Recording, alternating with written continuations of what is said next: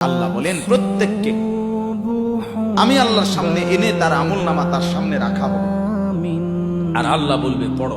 দেখো প্রত্যেক নাফরমান পাপী নিজের জিন্দেগির গুনাহ আর নাফরমানি দেখে আল্লাহ বলেন কাঁপতে থাকে, মুশফিকিন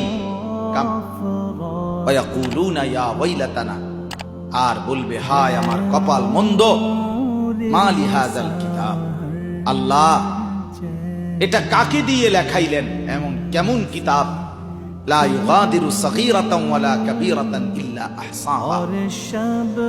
হায় আল্লাহ আমার জীবনের এক সেকেন্ড ছোট বড় একটি কর্মকাণ্ড একটি নিঃশ্বাস এখানে হিসাবের বাহিরে নাই, সব তো এখানে লেখা।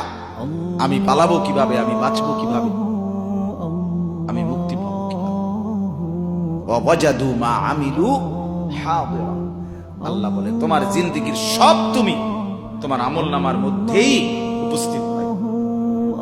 ওয়ালা ইয়াজলিমু রাব্বুকা আহাদা, আল্লাহ বলেন তোমাদের কারো উপরে এক বিন্দু জুলুম হবে,